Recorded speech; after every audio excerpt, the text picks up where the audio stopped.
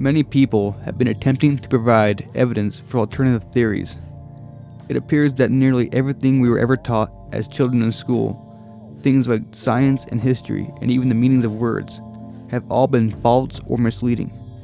You must literally go back to just about every subject or topic that you learned about and re-evaluate them with more understanding and an open mind. My research has led me to the understanding that the elites who have been in control of this world have succeeded in confusing the majority of people to the point that no one can really say they know anything for certain. The only two beliefs which I held prior to extensive research, and that I can still say hold at least a certain degree of truth, are that everything happens for a reason, and that the key is balance. There are so many rabbit holes to go down, and so many interesting subjects to discuss. However, I do not intend to stray too far from my initial train of thought, and will not be delving too deeply into certain topics that will be touched upon in this writing. While researching, I have more or less been attempting to discover where exactly in history, and by what means, did humanity go wrong, which could arguably be the most important question to ask when doing this research. I also hope to answer the question, must evil exist? We often hear that we must have negative things in order to appreciate the positive things, and that is obviously true, but to what extent? Would we really not appreciate absolute bliss? Perhaps if we have never experienced negativity, we wouldn't. My next question is this. Is there no place for our soul to go in order to experience absolute bliss? I've come to believe that there is a degree of truth in the theory of reincarnation. We supposedly live multiple lives in order to gain more understanding and appreciation for the universe. So naturally, we must overcome challenges in these reincarnations. But does it ever end? Is there a point when we feel we've lived enough lives and are ready to return to absolute bliss? We seem to live in some type of in-between realm where we can experience extreme joy and extreme displeasure. On this topic, I have done much speculating, and this thought occurred to me. Perhaps there are sort of octaves to realms. In music, octaves consist of a sequence of notes or tones. The same sequence of notes can either be a high-pitch octave or a very low octave. Perhaps our realm is a middle octave. In every octave, there is a lowest note and highest note, which could maybe be looked at as good and evil, God and devil. So on an octave higher than our own, the lowest note is actually higher than any note we could experience on our octave, meaning that the best things we can experience here are actually worse than the worst things we can experience on a higher octave than our realm. The word octave implies the number 8, meaning there are 7 main musical tones in an octave, and the 8th tone in the sequence is actually the beginning of the next octave. There are countless examples showing the significance of the number 7. I believe the universe is somehow set up in sevens. According to the ancients, there were 7 planets, and each planet was almost like a level in the universe. And perhaps beyond the 7 planetary levels of our universe, the new octave begins. So my point is this. Maybe we are just progressing up the octaves. Maybe we can pretty much reach a point of absolute bliss, at least in comparison to this world, so long as we reach a high enough octave. The trouble I run into with this theory is that according to some cultures, humans live 9 earthly lives, yet we only pass through 7 levels. But is that really how it works? Some people have suggested the idea that this life is some type of soul trap, that our souls are meant to move on from this realm or dimension, and perhaps we're never meant to end up here in the first place. In every near-death experience, they describe almost the same things, and usually one detail is they are contacted by a deceased relative or perhaps a religious figure, which seems to be a universal depiction of something that we experience when we die. The soul trap theory suggests that the deceased relative reaching out to someone who has just died could actually be some type of demonic entity, or perhaps even some sort of simulation, which is really appearing to the recently deceased person in order to trick them into reincarnating into their soul trap. If this theory is true, how do we avoid being deceived when we die? Another thought I had is that this life is really just a continuous thought. And it says in the Kybalion that this life is a mental projection, and we are all mental beings. Therefore, we can manipulate reality through thought. So what if at the beginning of human existence, everyone was positive and happy? The general consensus would have been very positive, resulting in a very positive world. Certainly today, we cannot say that the general consensus is positive. With the majority of people thinking more negatively, it is inevitable that we live in a negative world. In many sacred writings, there is the idea of the fall of man, like when Adam and Eve were banished from paradise. Is this secretly telling us that at one point, the whole of humanity lived their lives in perfect accordance with the universe, and the general consensus was predominantly positive, resulting in an extremely happy and advanced worldwide utopian society? And suddenly this advanced society fell or betrayed the will to do good and took up evil actions? Or was there really a time when humans had not yet experienced anything negative, like how Adam and Eve knew nothing other than goodness prior to partaking of the fruit? Is that the only way an overall positive society can exist? Or is it possible for people to acknowledge and understand pain, suffering, and evil while remaining predominantly positive? I've heard the idea that Lucifer or Luciferic beings actually liberated humanity by providing them with the freedom to choose between good and evil. Maybe before this liberation, humanity did not know of evil, but was actually somehow forced into obeying. Or perhaps they just had no idea evil existed. But Lucifer informed mankind and gave them agency to make their own choices, whether good or bad. And obviously much of humanity made evil choices, which could be looked at as a fall of man. While these evil choices bring about much suffering in the world, I believe it's possible that it is necessary for humanity to endure hardship and wickedness to strengthen their spiritual wisdom. Much like physical exercise, and the muscles become broken down only to rebuild stronger. Although I do have the feeling that if the entity known as Lucifer exists, he wished to see our destruction. The idea of mankind falling is present in many other ancient texts. My question is this: what does it signify? Is it meant to be taken literally? Does it possibly mean that at one point humanity understood the universe and lived in perfect harmony, but then betrayed their traditions and started on a path of degeneration? If this was the case, was there some type of adversary to humanity which caused it to happen? Already I appear to be veering away from my main point, but allow me to make an attempt at tying this together. Again, the main question I have is, when did humanity go wrong or fall? Or was humanity always corrupted? What caused this fall? The Book of Enoch includes the story of the fallen angels mating with mortal women and creating a race called Nephilim. The fallen angels also were said to have taught humanity many things, and it sounds like the humans were not supposed to have such information. Sort of how Lucifer tempted Eve to eat the fruit, and by doing so, her and Adam learned the knowledge of good and evil. Many of the things the fallen angels were said to have taught to humans were of the material nature. Things like the making and use of weapons and makeup for women. An interesting side note, I think humans were most likely fruitarians before the fallen angels corrupted them. Therefore, there was no need for weapons, either for hunting or for war, since neither of those things took place at that time. Also, it is said the fallen angels taught them charms and enchantments, and the cutting of roots, and made them acquainted with plants. So possibly they were teaching the humans how to make contact with spirits, or elemental beings, and how to use the abilities or knowledge possessed by these beings for their own selfish purposes. Also, it sounds like the fallen angels taught the humans how to produce different kinds of foods other than the perfect fruit that was already abundant and provided by God. It's quite obvious, fruit and probably nuts and seeds were the foods designed by God for human consumption, seeing as how most fruits and nuts grow off the ground so other animals can't get to it. Also, the fact that many fruits and nuts have wrappings or shells on them, which require hands to open them. Also, when a fruit is taken from a tree, it doesn't hurt anything, not even the tree. In fact, the fruit would fall off on its own anyway, whether someone picked it or not.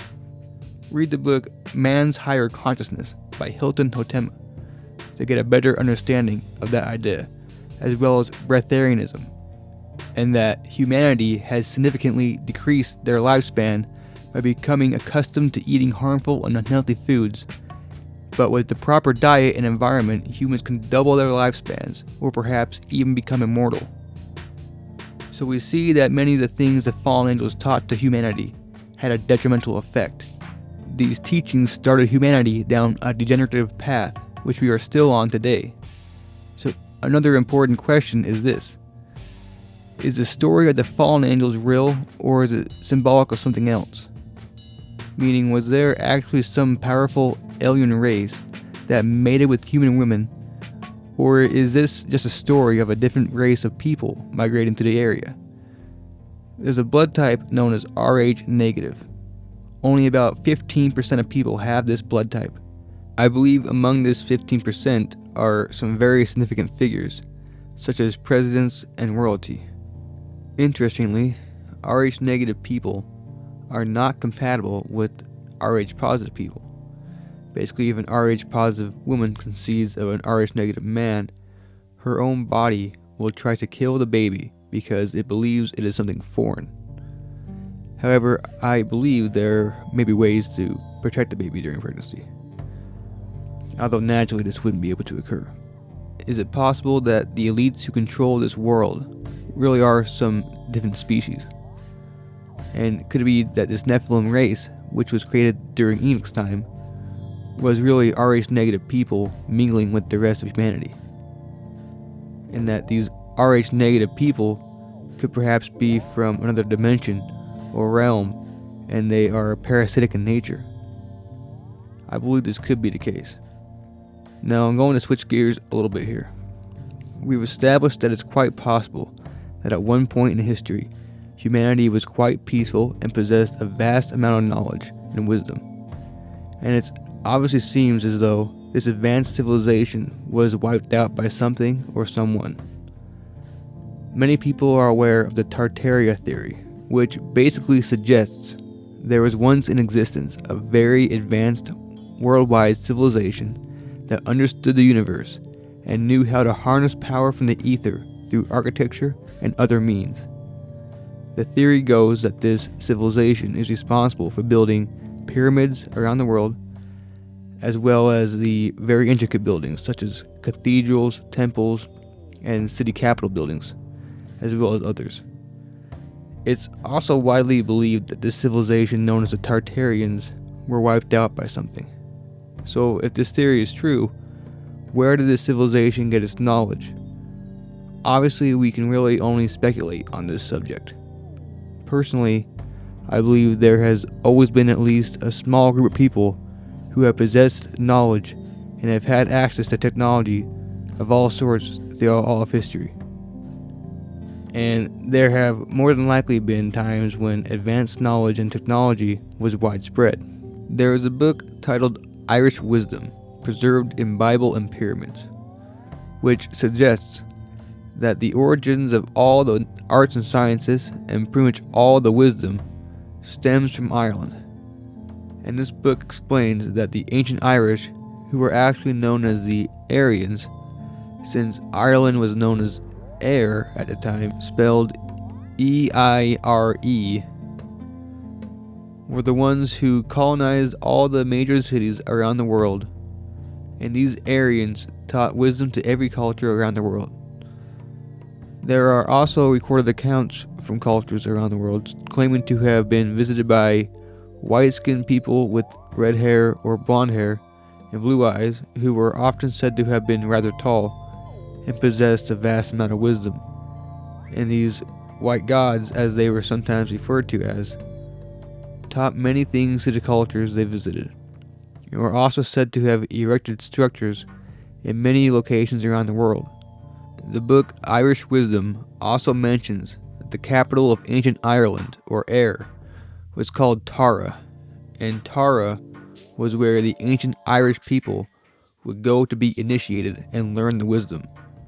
I'm just speculating, but the Aryans went to Tara to be initiated.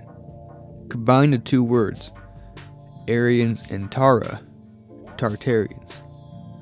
So now we know that it's possible all the wisdom stems from Ireland, and we see that the ancient Irish could be what are known as the Tartarians. But going back to the fallen angels, if they are the ones who first taught humanity a number of things, were they teaching these things to the ancient Irish? We also have the story of the pillars of the children of Seth. Josephus wrote in the Antiquities of the Jews that the children of Seth inscribed on 2 pillars many scientific discoveries and inventions, as well as other ancient wisdom, and that these 2 pillars were to survive cataclysms for future generations to discover. The children of Seth would presumably be before Enoch's time. So was there already wisdom given to mankind before the fallen angels taught humanity? If so, would it be safe to say that the fallen angels only taught negative things? The true wisdom was already in existence and the fallen angels inverted it, like how satanic or demonic things don't actually have their own symbols. Every satanic symbol is just an inversion of an already existing good symbol. Since everything God created was good, the only things attainable by satanic powers are the shadows or inversions of the good things. I've previously speculated that the fallen angels taught both good and bad things. However, it would seem more fitting that they wanted to see the destruction of mankind, and therefore taught things that would be detrimental to humanity. They taught things that were of the material nature rather than the spiritual.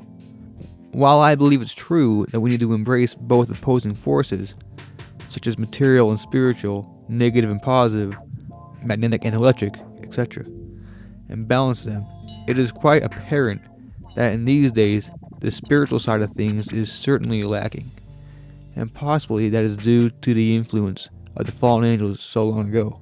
Humans began waging war against one another and became more prideful, and they began eating dense foods which made them more physical and less spiritual. Is this where evil truly began? Of course, some would say evil began when Cain slew Abel, or maybe when Adam and Eve ate the fruit. Is it possible there were other people alive during the time of Adam and Eve, and these other people had not yet known evil either, and Cain slaying Abel was just an isolated event? If so, these other people would have not known of anything evil until the arrival of the fallen angels. Or is evil inherent even in the best of people? Another thought I had is that evil actually stems from the misuse of emotions.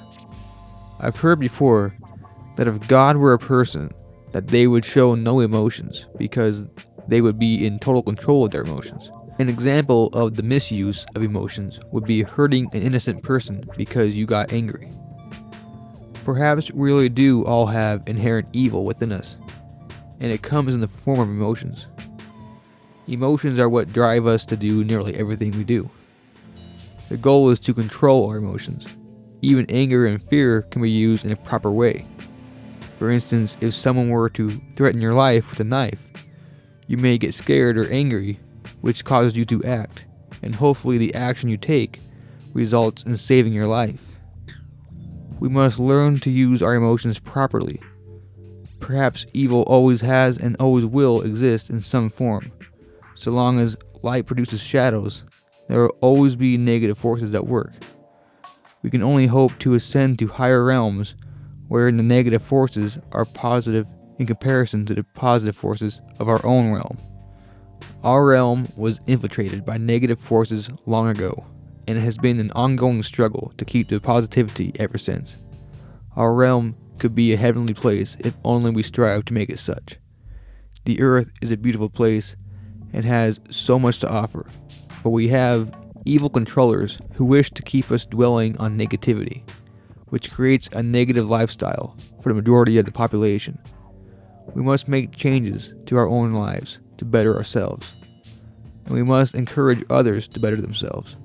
Only when everyone has improved themselves will we see a shift in the general consciousness, and only when the majority of people are living a positive life will the world become a truly positive place.